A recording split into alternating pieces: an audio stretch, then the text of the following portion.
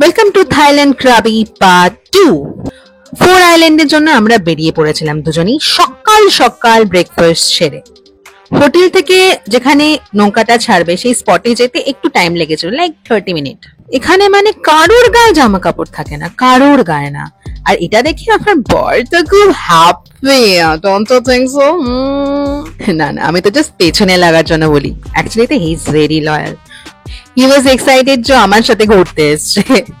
গাড়ি থেকে না বোঝা কিছু কথা শোনার পর আমরা বেরিয়ে গেলাম নৌকার উদ্দেশ্যে। একদম মন্দারমণি বিচ লাগছিল, বিশ্বাস করো। একটুখানি হেঁটেই আমাদের বোটটা খুঁজে উঠে পড়ি। এবার সিটিং অ্যারেঞ্জমেন্ট গুলো ছিল অদ্ভুত, সবাই আগে থেকে জায়গা দখল করে দিয়েছিল, তাই জন্য আমাদেরকে সেপারেট ওয়েতে বসতে হয়েছিল। যেরকম ভাবে হোক ভিডিওটা নিয়েছিলাম। প্রথমে পৌঁছলাম ফারানাং কেভ, যেটা র্যালি বিচের ওখানে। সেখানে বেশ বড় বড় টিলা টাইপের, মানে যারা ট্রেকিং করতে ভালোবাসো তারা তাদের জন্য বেস্ট প্লেস এভার। আমি তো ছেড়েই দাও। কিছুক্ষণ এই কেভ গুলো দেখে একটুখানি পোজ মেরে ফটো তুলে নেওয়ার পরে আমরা বিচের দিকে এগোতে থাকি। এটা মহাদেব ছিল ভেবেছিলাম, বাট না, সামথিং এলস।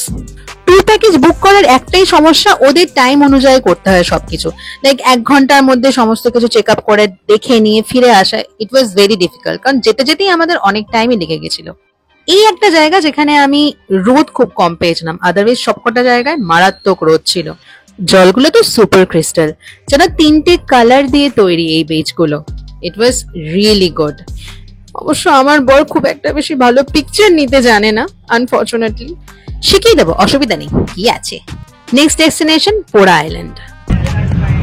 অনেক কষ্টে পেরেছি একসাথে বসতে, এটার জন্য লড়াই করতে হয়, ঠিক আছে? লড়াই, আগে আগে আসতে হয় যাতে আরামসে পাওয়া যায় সাইডটা। কেউ তোমার জন্য জায়গা ছেড়ে দেবে না, তুমি এগিয়েই করে যাও। আমি তুলছি ফোকাসে ফটো, এই তুলছে আউট অফ ফোকাস।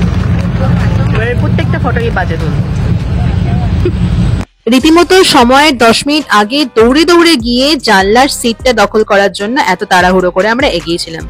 এই ফরেনার গুলো একদম মার্সি করে না, ঠিক আছে? একদম নয়। এক তো এত জল, তার উপরে অদ্ভুত আওয়াজ, যার জন্য তো আমার অলরেডি বমি পাচ্ছিলই, তাই আমি ঘুমিয়েই পড়েছিলাম। কেমন আওয়াজ একবার শোনো।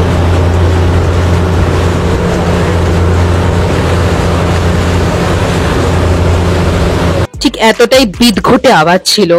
পোড়া আইল্যান্ডে গিয়ে আমরা লাঞ্চটা সেরে নিলাম তাড়াতাড়ি করে। দেন একটু নেবে ছ্যাবলামো মারছিলাম, ওই ভুলভুলাইয়া পানিওয়ালা ছ্যাবলামোটা।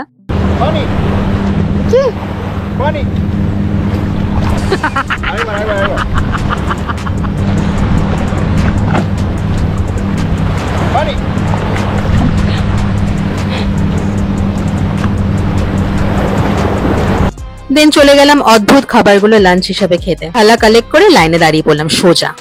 আমরা থালা বাটি নিয়ে চলে এসেছি এখানে ভিক্ষা নিতে।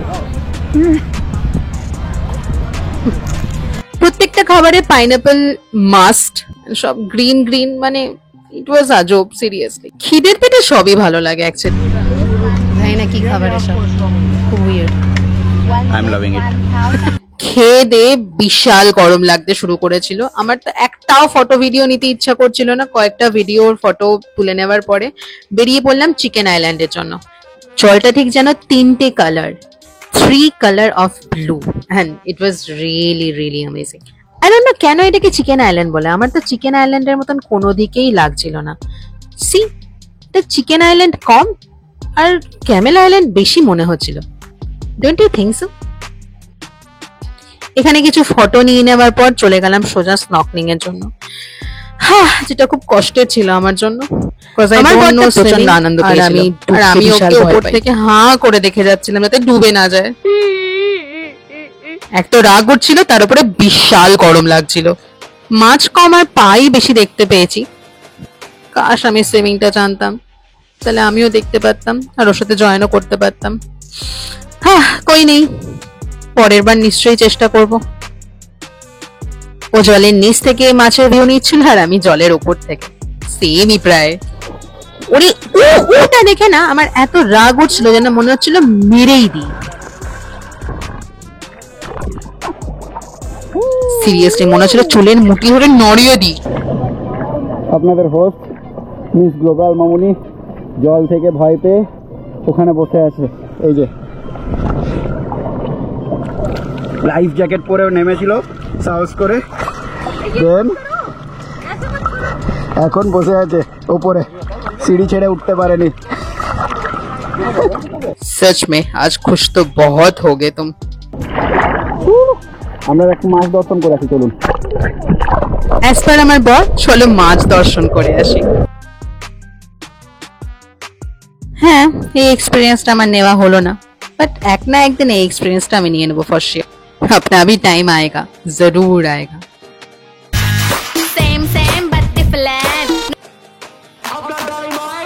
তারপরে সোজা বেরিয়ে গেলাম টুপ আইল্যান্ডের জন্য। মোড আমার সুপার চোটে ছিল, তাই তো এখানে আমার মুখটা দেখলে বুঝতেই পারবে যে আমি কতটা চোটে ছিলাম। ও চেষ্টা করছিল আমাকে একটু কমফর্ট করার, বাট কি আর করা যাবে, সেই সময় মুডটা ঠিক ছিল না। তারপর একটু ঘুমিয়ে নিয়েছিলাম, মুডটা অনেকটা ফ্রেশ হয়ে গেছিল। ঘুমলে অনেক কিছুই ঠিক হয়ে যায়, আর আমি ওর মুডটা অপসেট করতে চাইছিলাম না অ্যাকচুয়ালি। ওর সমুদ্রের প্রতি আলাদাই অবসেশন। মুখটা দেখে বুঝতেই পারছো আমার যে আমি কতটা রেগেছিলাম। রেগে না, আপসেট ছিলাম নিজের উপরে, যে এত সুন্দর জায়গায় ঘুরতে এসেও এই এক্সপিরিয়েন্সটা নিতে পারলাম না। হোটেলে এসে সোজা বেরিয়ে যাই মার্কেটের দিকে, একটু আইসক্রিম খাই, কারণ বিশাল গরম ছিল। Passion fruit and mango ice cream তৈরি হয়েই যাচ্ছিল। প্রায় আমি আধা ঘন্টা ওয়েট করেছি। अबे जल्दी बोल, कल सुबह पनवेल ইয়েস, निकलना है। কাল সকালে এমারেল্ড পুল দেখতে যাওয়ার ছিল। রীতিমতো লাইফ লাগিয়ে দিল এই একটা আইসক্রিম তৈরি হতে হতে। সিরিয়াসলি খেতে খুব সুন্দর ছিল না, মোটামুটি একটা অ্যাভারেজ ছিল। ওখানে এত গরম, সবকিছুই খুব ভালোই লাগছিল আর কি। 2000 years later. After a decade আইসক্রিমটা আমার হাতে পৌঁছালো লাস্ট অব্দি। ভিডিও কি করবো, এই লোকটা তো পুরো বিগড়েই দিয়েছিল আমার ভিডিও। प्यार की राह में चलना नसीब। এত সুন্দর একটা গার্লফ্রেন্ড থাকা সত্ত্বেও এই অবস্থা, চাতা। সো আজকে ইনি ট্রাই করবেন ক্র্যাব দিয়ে বিয়ার, পিচ वाला বিয়ার, মেলন वाला বিয়ার। Try the crab. একসাথে মরবো আজকে।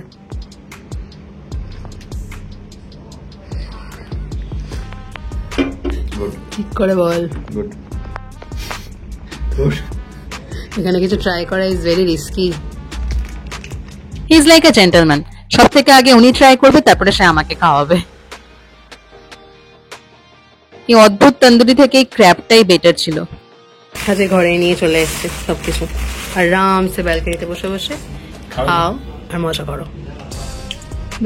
রাত্রি 1টার সময় ঘুমিয়ে আর সকাল 7টার সময় ব্রেকফাস্ট খেয়ে, ইংলিশ ব্রেকফাস্ট খেয়ে আমরা বেরিয়ে গেলাম এমারেল্ড পুলে। তো আজকে আমাদের প্ল্যান হলো এমারেল্ড পুলে যাওয়া। We are already ready and let's go with us. গাড়িতে ওঠা মানে আমার বমি পাওয়া, তাই আমি সোজা ঘুমিয়ে পড়েছিলাম আর সোজা গিয়ে উঠেছিলাম হট স্প্রিং এ গিয়ে। এই hot spring that is perfect, but আমার তো বমি হয়, এই জন্য আমার কাছে হাজমালা অলরেডি রাখা। আমার এগুলিতেই জাস্ট ভয়। সোজা আমি এখন ঘুম দেব। So see you on emerald pool, bye. আরে আমাকে ডিস্টার্ব করতে থাকে। এটা আমার সব থেকে বাজে ডিসিশন ছিল এমারেল্ড পুলে যাওয়া। কিচ্ছু নেই ওখানে, শুধু নীল নীল পুকুর। তবু সমুদ্রের জল দেখতে দেখতে আমি এত বোর হয়ে গেছিলাম, তাই আমি ওকে টেনে নিয়ে গেছিলাম। কারণ অনেক ব্লগাররা বলেছিল এখানে এসে অবশ্যই এমারেল্ড পুল দেখবে, আদারওয়াইজ তুমি কিছুই দেখতে পেলে না। ফালতু, আসার কোনো মানে নেই। সব জায়গায় এই ফরেনার গুলো দখল করে বসে থাকে, যেন মনে হয় ভোর 4টে থেকে এরা দখল করে নিয়ে বসে থাকে। একটারও গায়ে জামা কাপড় দেখতে পাবে না।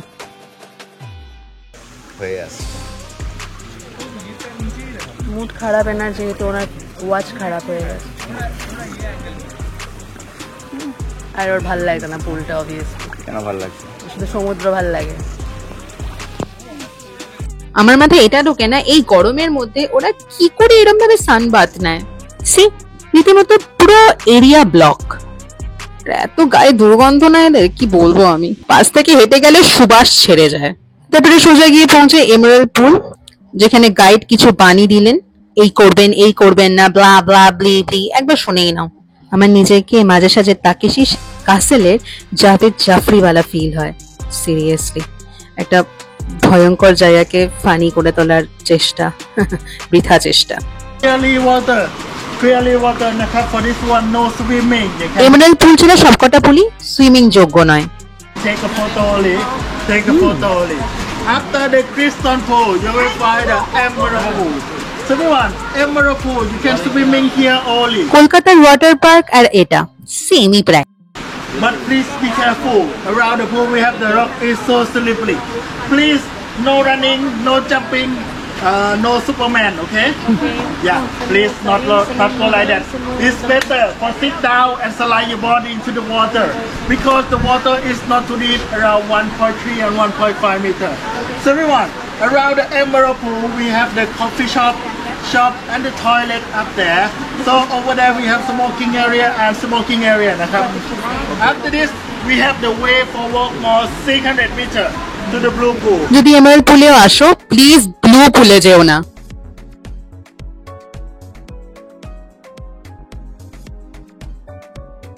কজ ওয়েস্ট অফ টাইম, তোমাকে মাত্র 3 ঘন্টা দিয়ে দেবে আর প্রচুর হাঁটা, আমার কান্না পেয়ে গেছিল। Keep walking. সরি। ব্লু পুলে তো তুমি পাও ভেজাতে পারবে না, ওটা পুরোপুরি বন্ধ। দূর থেকে জাস্ট দেখতে পারবে নীল রঙের জল একটা গর্তের মধ্যে, আর কিচ্ছু না, জাস্ট টাইম ওয়েস্ট। এখানে পৌঁছাতে গিয়ে আমার জিভ বেরিয়ে গেছিল, আমার জিভ বেরিয়ে গেছে, জিভ বেরিয়ে গেছে পুরো। কেমন লাগলো? কেমন লাগলো বলো? আচ্ছা বলো কেমন লাগলো?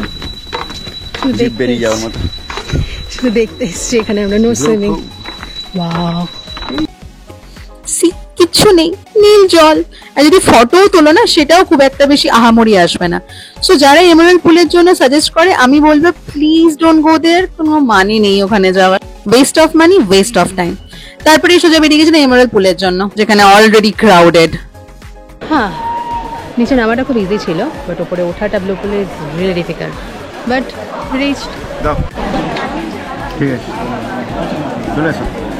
তারপরে ভিড়ের মধ্যেই কিছু আন্ডার ওয়াটার ভিডিও ক্যাপচার করার চেষ্টা করছিলাম আমরা, কিন্তু আমার মুডটা আলাদাই খিচকে ছিল, আমার একদম ভালো লাগছিল না, কারণ আমি প্রচন্ড টায়ার্ড ছিলাম, শরীর খারাপ ছিল, তাই আমি ভিডিও ক্লিপগুলোকেও ভালো রকম ভাবে তুলতে পারিনি। হোপফুলি ফুকেটের ভিডিওটা একটু হলেও বেটার লাগবে তোমাদের। I am under the water. Please help me. Here too much raining. স্নান টান ডান। আনফর্চুনেটলি আমি একটাও বিচ ওয়্যার আনিনি, এনেছি সেগুলো খুব গরম, প্রচন্ড গরম। আর তো বাঁদর, সারাক্ষণ যেখানে জল দেখছে নেমে যাচ্ছে, ঠিক আছে, কমপ্লিটলি বাঁদর। তো কোনোভাবে রেডি হয়ে দৌড়াচ্ছি এখন, অলরেডি উই আর লেভিং লেট। দিন আমরা আওনাঙে পৌঁছে আমরা নৌকা বুক করে সোজা চলে গেছিলাম র্যালি বিচে টাইম কাটাতে। Why man have all the fun.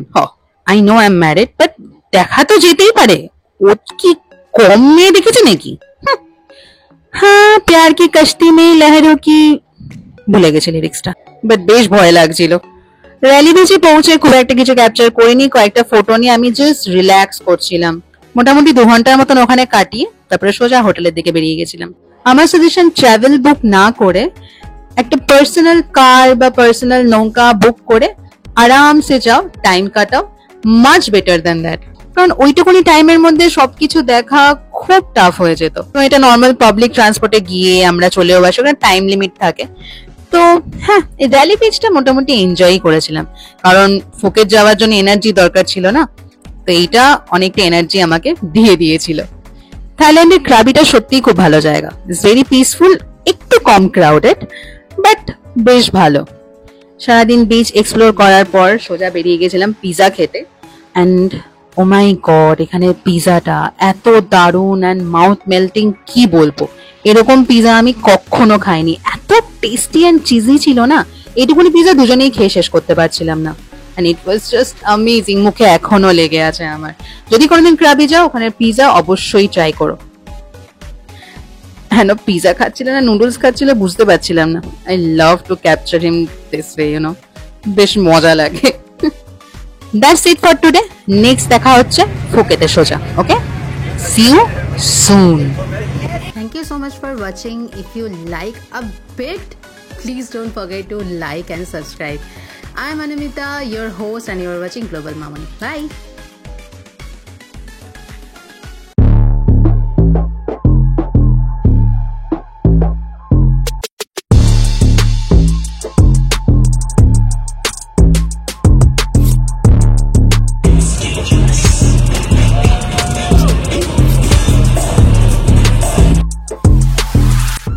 Thailand.